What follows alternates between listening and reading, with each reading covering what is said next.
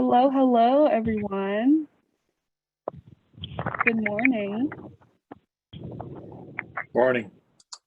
Hello, everyone. I think we're going to allow for some time for folks to slowly pour in. But while we do so, I would love it if you could put your name here in the chat, as well as your favorite breakfast food. I know it's a little bit past breakfast time, but breakfast is my favorite meal of the day. And so for folks coming in here, welcome, welcome. Nice to see some lovely familiar faces and some new faces. While we wait for some of our friends to join us here, would love if you all could introduce yourself in the chat, share what organization you're from, and put in your favorite breakfast food. I'm a big breakfast advocate. I had a bagel this morning. Hello,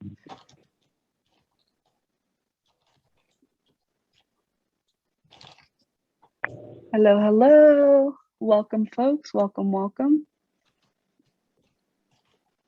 I'm going to give it just about 2 more minutes to let some folks join us.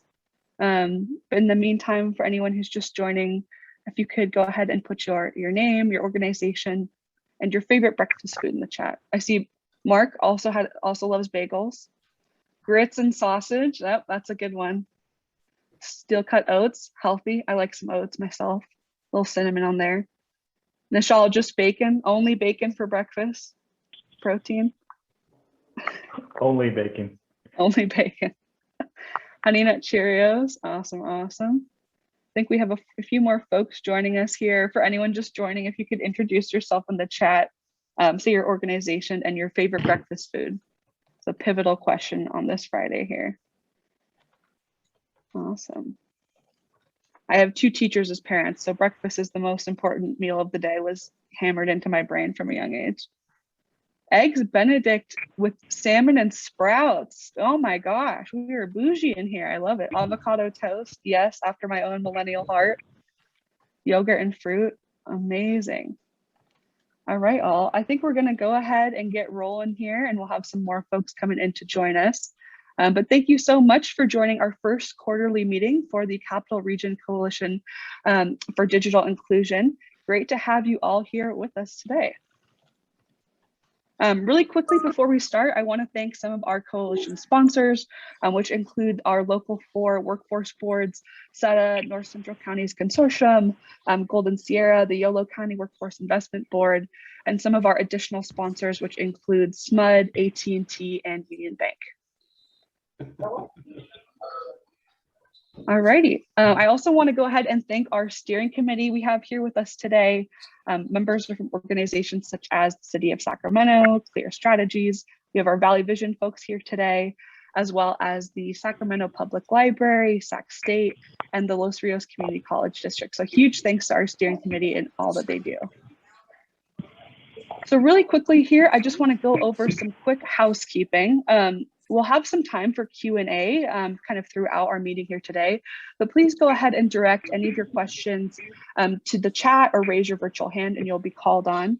I should add here too, if we could go ahead and mute our sound. I'm hearing a little background here. We'll definitely have time to unmute and chat here, but if we could go ahead and stay on mute, that would be awesome.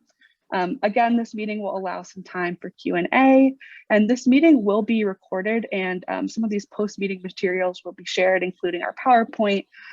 So, no worries there. You'll get the PowerPoint, and our recording will be up on our YouTube channel just shortly. So thank you so much for joining, and we'll go ahead and get rolling here. Welcome, welcome everyone. I know I was just talking your ear off about breakfast food a second ago, but I wanted to go ahead and introduce myself to anyone who is new here. My name is Caitlin Blockus, and I'm a project manager here at Valley Vision. I also help to manage our coalition. Just a little bit about me. Before my time at Valley Vision, I actually worked on political campaigns advocating for broadband access and digital inclusion access for rural areas here in California. So a little bit about me there. Now go ahead and ask again if anyone is unmuted, if you can mute yourself. Thank you. So again, I'm going to go over our agenda here. So starting off, I know we did a little welcome and introductions and chat about breakfast kicking off here.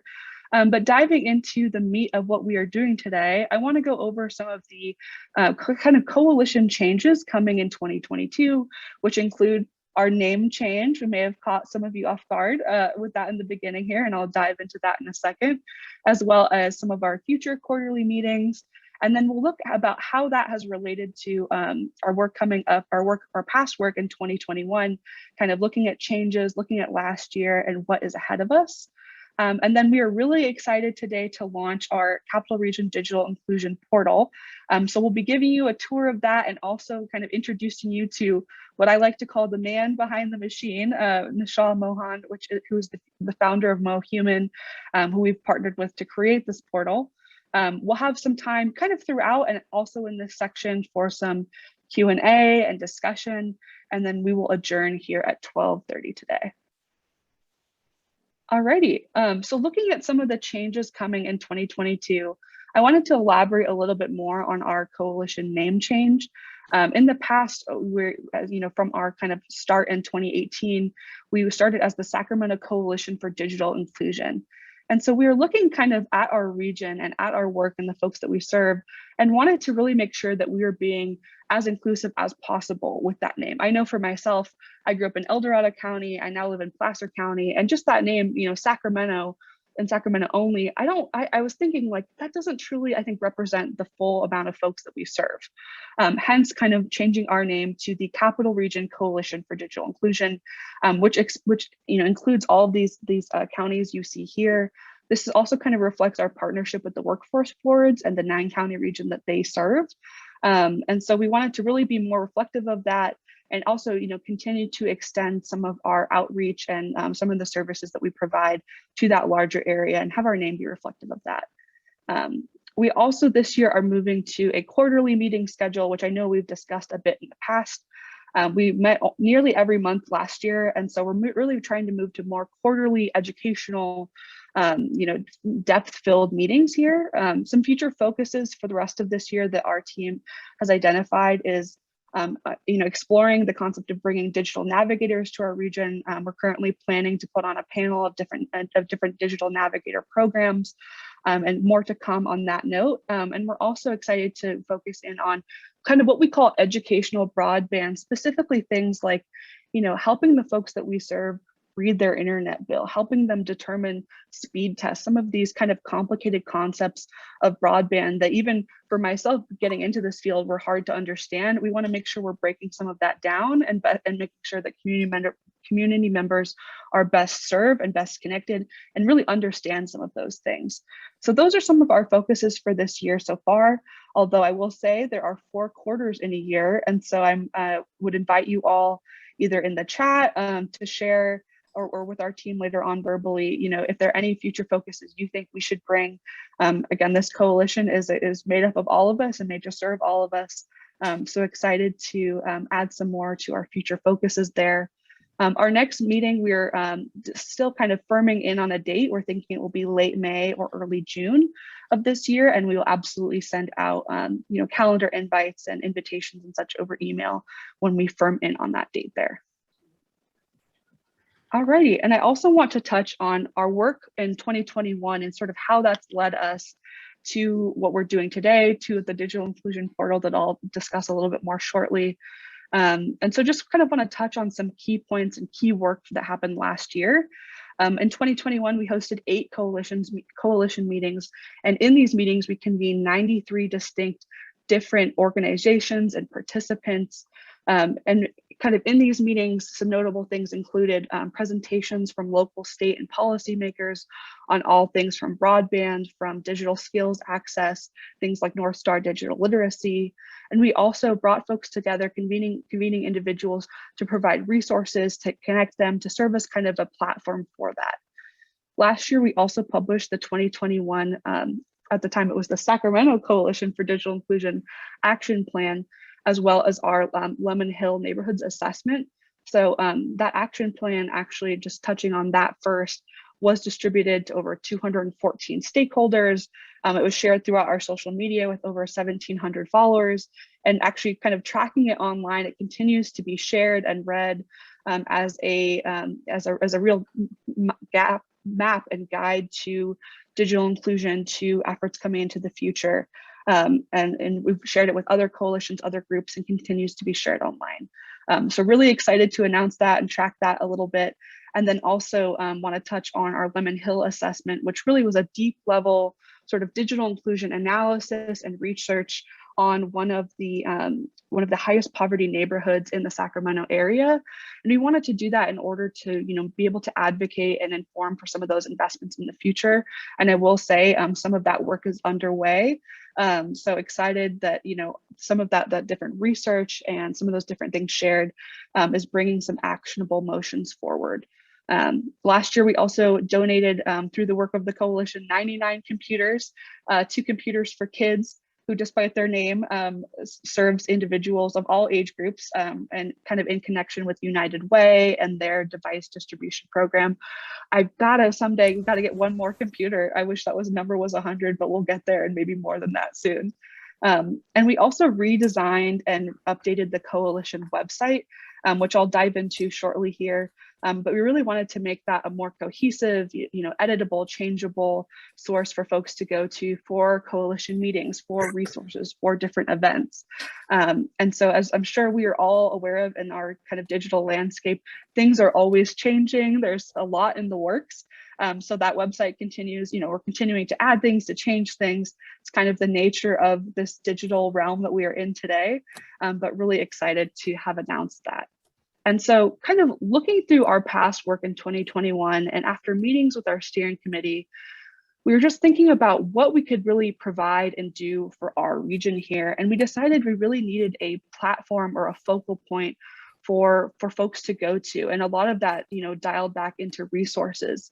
In the past, we had a fairly expansive spreadsheet of different resources, whether that be for free or reduced cost broadband, digital access, digital skills, or as well as like hardware devices, where to connect to some of those resources. But this spreadsheet really wasn't cutting it, and we really wanted to Public Utilities Commission. We really wanted to provide a kind of a one-stop shop for folks to go for all digital inclusion needs. So sort of looking at those different assessments that we did last year, different conversations in our coalition meetings, conversations with our steering committee, we decided that we wanted to bring a digital inclusion portal to our region. So we'll kick off and show a little bit more about this portal in just a moment here. I want to show you too, we've added kind of on the front page of our website, a button here that will take you straight into the portal, that big blue button there, and I'll dive into it just a little bit here. I want to show you what the portal actually looks like. So we see our kind of beautiful areas representing the different parts of our region here. We got the the Tower Bridge there. We have the mountains kind of up in the Sierra Nevada areas, as well as some of our rural agriculture, that land there. And I love the bridge, like kind of connecting the two. It just, for the little rural gal in me, it makes me happy. So this is a little bit about what our portal looks like. And we'll kind of dive into a tour of the site here. But before we do, I wanted to introduce to you all Nishal Mohan, who is the founder of MoHuman, who we've partnered with to create this portal. MoHuman is a nonprofit which is dedicated to helping digitally underserved individuals and their families access digital services, among many other things. So I'm going to go ahead and pass it over to Nishal here, so you all get a chance to get to know him and his work. Hey, everybody. Thanks, Caitlin. Thanks for having me. It's pretty exciting to be here. It's pretty exciting to be at the launch of this thing. I can't tell you how hard the Valley Vision team has been working with us to try to make this happen and customize it to the communities and to all the partners to make it as useful as possible for not only you all, but the people who use it. So I thought maybe Caitlin, how much do you want me to say? Like, do I have I'm gonna give folks a little like kind of tour of the portal and go through it, but I support your best judgment, Nishal. Well, maybe I'll tell you about where we've come from, where MoDat came from, where it is and where it's going, to see what you guys have gotten yourself into. It's just awesome. So I founded MoHuman in 2018 before the pandemic. And from my background, I grew up in South America and the Caribbean without fancy tech like electricity or indoor plumbing or any of that stuff. But when I immigrated to the United States, it was through access to the internet and computers that I was really able to hustle, gain the knowledge, and just access to information and opportunities that allowed me to get a PhD at Princeton University, work with the Obama administration and National Science Foundation on policy issues and technology development for things like next generation internet across the United States, the big data R&D strategy for this country, smart cities, all of these things. But during my time in DC and working with various nonprofits, it was really clear to me that we were only supporting the upper half of that digital equity curve. Marginalized communities, low-income communities, communities of color, tribal nations, and other marginalized groups were being left out, and cities didn't want to embrace these groups. They didn't know how to do it. They just didn't want to do it. So I was like, you know, I can't do this. I'm going to form my own organization that's going to really work with the people and with communities that need the most help to develop these technologies and push the policies that are needed to have this mentality. And that's where MoHuman came from. MoHuman is like Mo Money, MoHuman. It's not an institute for whatever, but it's also MO as a modus operandi, the human movement in science and technology. So what we do is we start with our communities. We work with people first to determine their needs and the technologies that can best support it. If they don't exist, we help to build them with the right partners. We also work on bringing internet, just like you all have. And I just saw Trish in a video where you're building mesh networks in the Promise Zone. We're doing the same thing here in San Diego because the city and the internet service providers weren't providing affordable or high-speed internet to the communities. So we decided to build our own as well. So we're launching our mesh network, which is very similar to that. In fact, we're having a meeting next week with people who are doing that to see how we can coordinate and help. The key here is that everything we do has to be sustainable as well. Otherwise, we're going to create a bigger digital divide. So we've got internet. The other part of it was, how do we have digital navigators, right? And no single person can know everything or help everyone, right? Librarians were these navigators. Everybody's talking about it. COVID, the pandemic hit, and all of a sudden there's so much need. But even before that, we were thinking, how do we enable every community-based organization or every person to become their own digital navigator and to help themselves or each other, while at the same time enabling those actual digital navigators to be superpowered, right? To supercharge, to have all the resources in one place. So after years of working with digitally and underserved communities, feedback, everything, we developed this platform that was called Digify Me. Then the community pushed us to name it MoDat, as in more digital advocate, like a Mo digital advocate, right? And that's how the name was changed, and that's why it's called MoDat. But it was really built by the community, and what it ended up being is something where digital inclusion efforts within an area, a city, or a region, we help to organize all the resources, the data, and everything, and make it so easy to use that everybody is empowered, so that we can all focus on doing the work that matters and not worry about where the resources are, who do I talk to, what's there, and all of these things. We don't have a lot of time or resources, any of us or organizations.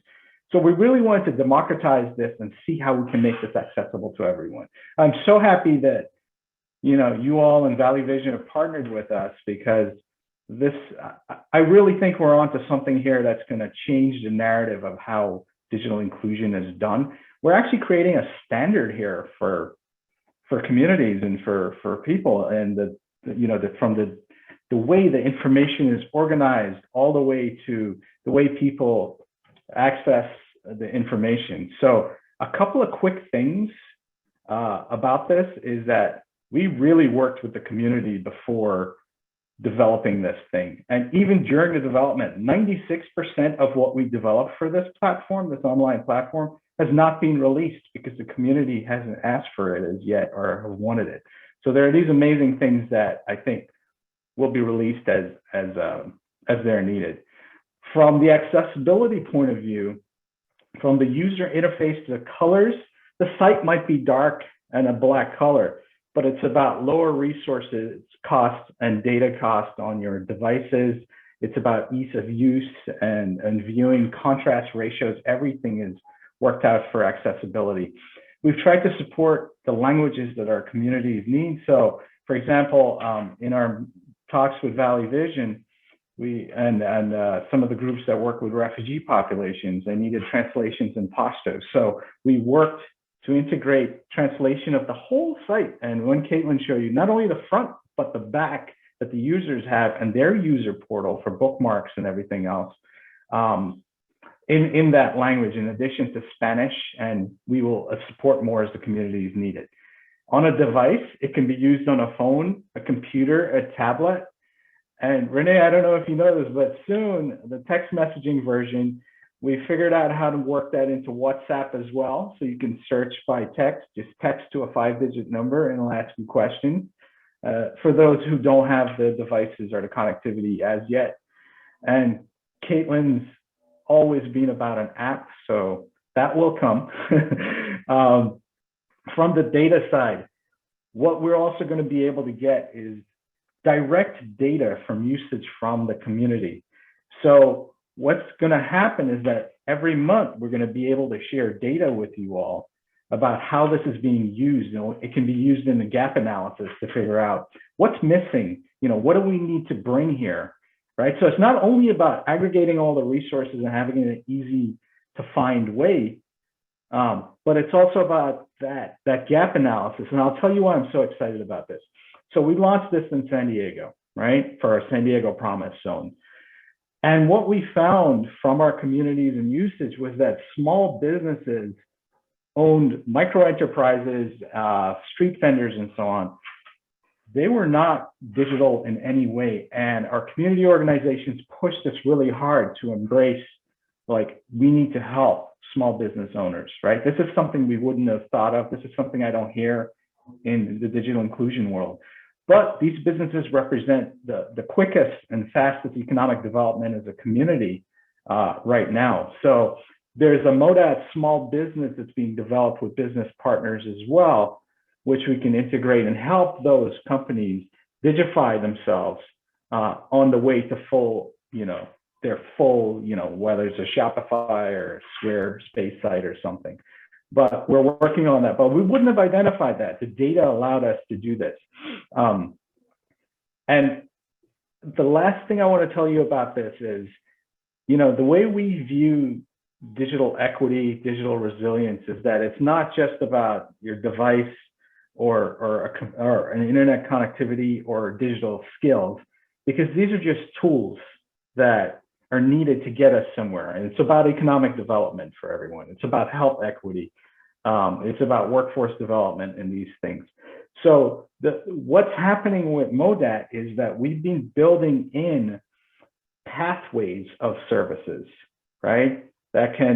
So everyone will have a customized pathway of services with a little bit of artificial intelligence, mostly human intelligence. But how do we get people where they want with local services that are listed there? How do we pass from one service to the other? Whether you want to Zoom with your grandkid, you need a device connectivity, learn how to use Zoom, security, all of this, or go work for Google in machine learning, right? What are the apprenticeship programs? What are the other things that are in the community that you can take advantage of to do this? What are online certification programs and stuff? So the vision is to take people to hit those systemic inequities that have just been prevalent in the communities that we work in, and not just the digital entry part. So that's what the vision is here. And I think we're well on our way because it was developed with people and not at people and say, here's a solution, go use it. No. Our egos got hit hard when we realized, no, that's not what the people want or care about. This is what they told us, and then we've worked with them. We've just finished up a huge 4-month study and survey and focus groups with students, with non-English speakers, with different age groups across different digital competencies on feedback of the user interface and the way the information is organized on MoDat. So that's all being integrated. And we wanted to make sure that was ready for you all as well. So we got all of that done. So there's my hope that we can, with this partnership, that we can enable everyone here to really focus on helping others and not worry about where to find what's needed, where to go. We'll just help to offload that. And as we get more cities on board, the data that we will get together is going to be really great for pushing policy, and also for that gap analysis to see what's needed. So I'll be quiet right now. I think I probably take too much time, but I'm so excited. This is so awesome, and congratulations, everybody. It's pretty neat. We are so excited. I don't want to blow out your speakers here, but I want to go like, woo, super. Like I wish we put all of our hands up, you know, one day when we're all in a big room and not breathing on each other, but soon. I'm going to jump into kind of like a tour of the portal here. But before I do, does anybody have any questions for Nishal or on how the portal was created? You know, any questions here? I don't have any questions, but I do just want to say, I don't think he's on the call, but a thank you to Edward Lewis from the Promise Zone, who introduced us to Nishal and helped us connect the dots to this. And also thank you to the funders, which are the Capital Region Workforce Boards, SMUD, AT&T, and Union Bank, that have helped to make this a reality. And you can tell from Nishal's excitement, we were so excited to work with him because of the community-based integration, or the inception from the community user, and that's his passion and his drive. And so the simple interface is actually really complicated to create.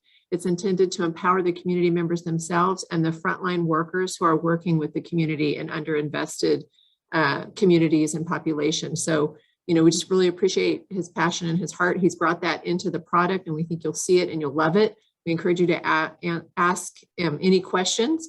And Nishal, just thank you for your mission field. We appreciate you allowing us to participate. Oh, and thank you for your partnership. And anyone, I'll drop my email in the chat as well. Anytime you need anything, we're always, we're smart and work hard like all of us. But one thing we know how to do best, and I do too, is to suffer the most. So we're willing to do the work and do the things that nobody else is willing to do. So let us know. Thank you, Nishal. And Nishal's just great to talk to in all respects. I was talking to him yesterday about robots that can distribute 5G broadband. So anything is possible with digital inclusion, truly.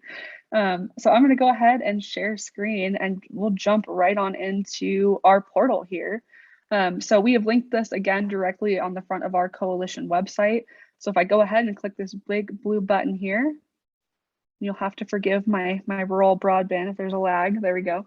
But this is the front end of the portal here. And kind of like Renee and Nishal are mentioning, having a very simplified, easy portal is difficult to create. And I'm glad that we have done so here.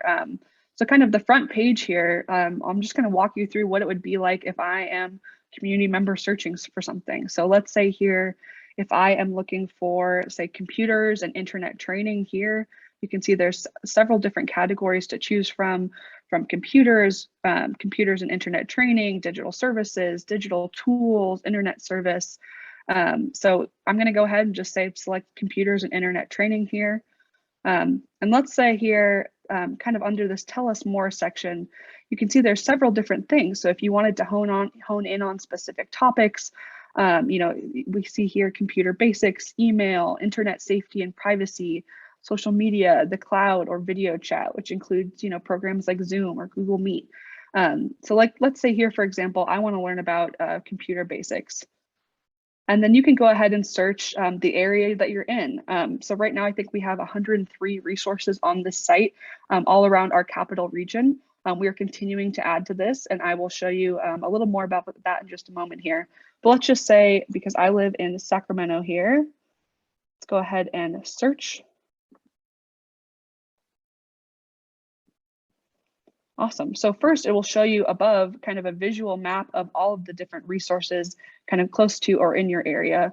But scrolling down here, you can see different resources, their addresses, and I'll show you in just a moment here. We can dive into one of the resources and has more information, but there's also information here on the side. You can sort of filter by, is this an in-person resource? Is it something online? Nishal and his team has also done the amazing work of translating this into several different languages here. And you can also kind of tailor into certain needs here on this end as well. So going back to the top here, let's take the one at the very top, STAR Sacramento. You can see here a little bio about it. It's an on-campus after-school program. Looks like they provide a variety of resources here, a little bit more information. But if we scroll down, we have their information, their their phone number, email address, their website, and the different services they provide. You can even see for different resources here. Like if I go here and look at women's empowerment, scrolling down here, looks like they have career search skills and computer basic skills. And you can actually even contact some of the folks who work at these organizations with your phone number, a message here. So lots of great tools here. You can also go directly to the organization's social media page, Facebook, Twitter. And again, it's kind of shown at the beginning here. You can also see on a map their actual location, which I love. I don't know, I'm a very visual person. I love seeing that on a map here. And then scrolling back up, let's say, and one interesting thing about this site, and something I would encourage you all to do if you offer any of these resources at your organization. Most of you are already plugged into the system, and we're continuing to add any new resources that we find. We've done a lot of research into all the resources we know of in the area, but you can actually claim this listing. So let's say I work at Women's Empowerment in Sacramento. I'm going to go ahead and click here and just put in my name, information, and I want to claim this listing. I want to be able to add information here for community members or add additional things to my page. You can claim your own listing there, and really helps to kind of cement some of those relationships between you, folks who are searching for you. So we encourage you all, if you have an organization to provide resources, to claim your own listing there. Or if you know about a resource we may not have on here, if we go back up at the top here, you'll see my account and add listing. You can go ahead and click add listing, and it is very simple here, putting in the title, categorizing yourself under, what kind of services do you provide? Is it computers? Is it digital tools? Kind of those same selections we saw in the beginning, and fairly simple here to add a description, and some of those things we saw earlier, phone, website, etc. So that's again how to add your own listing. And then one cool feature too up at the top, you don't need an account to access this portal at all. Although I think I've found it's helpful. I've been uploading resources through having an account. So kind of looking at the back end of what that looks like.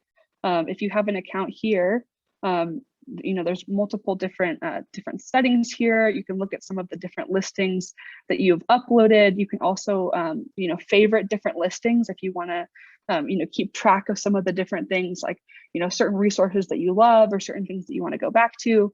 And so this is, I think, just a great recommendation here. And even it's very simple to make an account. I'm going to go ahead and log out. And if I go and sign in just to register, all you need is your first and last name and your email there. So that's a little bit of walking through what the page looks like. I know Nia from our team also shared the link in the chat if y'all want to poke around a bit there. But I am curious, while Nishal and I and our team are on the horn here, if you have any questions about the portal, questions about the site. I suspect many of you are kind of poking around in the back end now. I know that I would be, but curious if y'all have any questions. I think we're all engrossed in the portal. I know I would be. I remember when Nishal first sent me the link. Thank you, Natasha. Thank you. It's good to poke around at it. It's very helpful. Thank you. Yeah, absolutely. And Valley Vision will also be putting out a blog and kind of detailing this process and sharing more about it, I believe the week after next, and detailing it. So really excited to continue to push this out and share this with community members wherever possible. Would love it if y'all, if you offer digital inclusion resources to claim your own listing or to add anything to. We also are including you know, some of these digital resources are nationwide. They help folks all over the place. So if, it doesn't necessarily have to be focused in the capital region. If there's an online resource that the folks can connect to from anywhere, feel free to add that as well. Can I add something? Oh, absolutely. Yeah, even for San Diego portal, we saw people from across the country using it, you know, doing searches on there. So that's been really exciting. And the other thing about claiming the listing that's really important is that you have control over your listing. And what we do is, in a certain frequency, we send you emails on like, hey, are there any updates to your listing? How can we help you to do that? And if we don't get replies after 3, then, you know, we either expire the listing or try to contact the person to make sure that these things are actually up and running and relevant, and the community orgs have the buy-in as well. So thank you, Nishal. Yeah, so I'm suspecting, I was thinking we have a bunch of questions, but I think you are all like me and probably poking around and playing in the back end, but happy to answer any questions that may come up, or you know, over email. I'll go ahead and put my email in the chat here, and I think Nishal put his as well. But yeah, our thoughts, responses, questions. Are we shy on a Friday afternoon? Or I guess it's the AM still, but. Yeah, I'd just say, Caitlin, that this is really a wonderful tool to begin to collectively organize all that data that's been kind of here and there over the years. So it looks wonderful. The organization and the usability looks like really great stuff to be able to dive into. Thank you, Kevin. I appreciate that. That's the goal. So thank you. I appreciate it. We're not working with a massive Google spreadsheet anymore. It's a little bit prettier than that, a lot prettier than that now. Okay. Awesome. And just in follow-up here, we will be having our next quarterly meeting in late May, early June. We're still firming in on a date, but I will be in touch with you all over email, providing some more information on that. I also dropped my email in the chat. If there's any future focuses of meetings or anything you all would like to highlight, feel free to reach out about that. I think we're ending a bit early here. I'm glad to give you all some time back on a Friday, but happy to also stick around and answer any questions. But thank you all so much for all of the work that has been put into this. I know there's been a lot of coordination and discussion with the coalition, with our steering committee, with our team. So just so excited to launch this. I want to like put a picture of the website on my forehead and walk around with it all day. I'm just so excited about it. But thank you all for joining us. And I think our team may stick around for a bit and answer any questions. But other than that, thank you again for joining us, and looking forward to all the things that this portal will bring to our region.